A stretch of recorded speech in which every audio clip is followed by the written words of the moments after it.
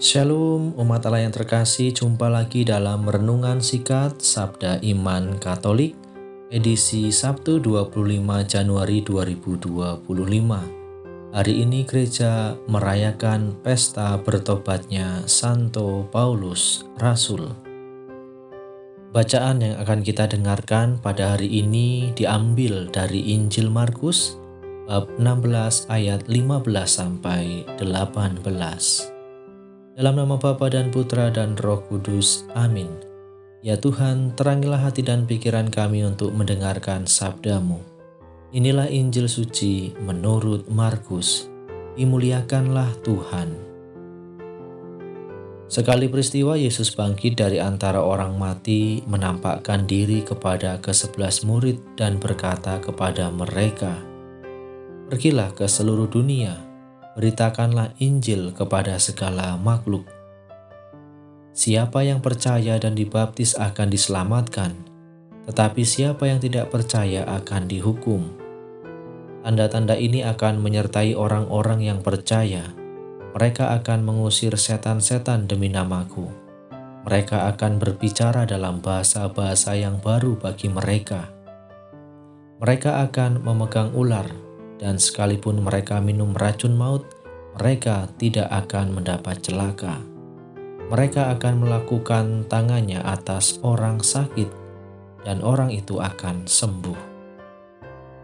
Demikianlah sabda Tuhan. Terpujilah Kristus.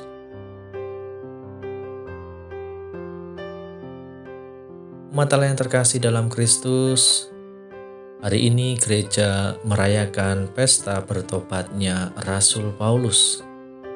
Kisah pertobatan Santo Paulus mengubah garis dan orientasi hidupnya. Pengalaman perjumpaannya dengan Yesus dalam perjalanan ke kota Damsyik sungguh eksistensial, yakni menyentuh seluruh keberadaannya.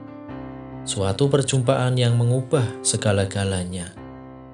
Dari seorang penganiaya dan pengejar pengikut Kristus menjadi Rasul Agung Kristus. Sebelum menerima Yesus, ia membanggakan dirinya sebagai orang Yahudi sejati dan pelaksana hukum Musa. Tidak mengherankan ia marah dengan ajaran dari para murid Yesus. Ia tidak keberatan seketika Stefanus dirajam. Tidak ada persiapan apa-apa dari Paulus untuk menerima Yesus. Tidak ada pengajaran atau katekismus atau retret. Semuanya terjadi secara tiba-tiba. Inisiatif berasal dari Allah. Allah jugalah yang menghendaki perubahan radikal dalam hidup Paulus. Namun barangkali kematian heroik dari Stefanus menumbuhkan benih-benih keraguan pada keyakinannya sendiri dan sekaligus menimbulkan pertanyaan tentang siapakah Yesus itu yang mampu membuat orang seperti Stefanus begitu setia menjadi muridnya sampai rela mengorbankan nyawanya. Umat Allah yang terkasih dalam Kristus, pertobatan Santo Paulus turut mengajak kita untuk merefleksikan di mana saat Allah mau berjumpa dengan kita dengan rahmat-rahmat yang disediakannya. Ada saat Allah menjumpai kita dengan membawa rahmat pertobatan. Ada saat Allah menjumpai kita dengan rahmat pembebasan. Ada saat Allah menjumpai kita dengan rahmat sukacita. Setiap saat Allah mau menjumpai kita karena cinta dan belas kasih-Nya yang begitu luas dan dalam. Umat Allah yang terkasih dalam Kristus, dalam bacaan Injil yang kita dengarkan pada hari ini, di mana Yesus bersabda kepada kita, "Pergilah ke seluruh dunia, beritakanlah Injil kepada segala makhluk."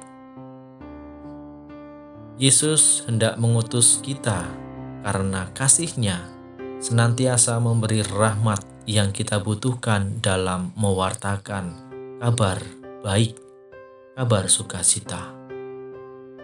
Maka umat Allah yang terkasih, menjadi pertanyaan yang kita renungkan bersama. Kita sebagai pengikut Kristus, siapkah kita menjadi pewarta kabar sukacita bagi semua orang, bagi orang-orang yang kita jumpai dimanapun kita berada, baik di dalam keluarga, masyarakat, gereja maupun komunitas kita?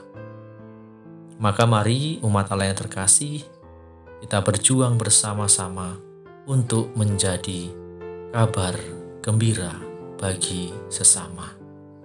Kemuliaan kepada Bapa dan Putra dan Roh Kudus, seperti pada permulaan, sekarang, selalu, dan sepanjang segala abad. Amin.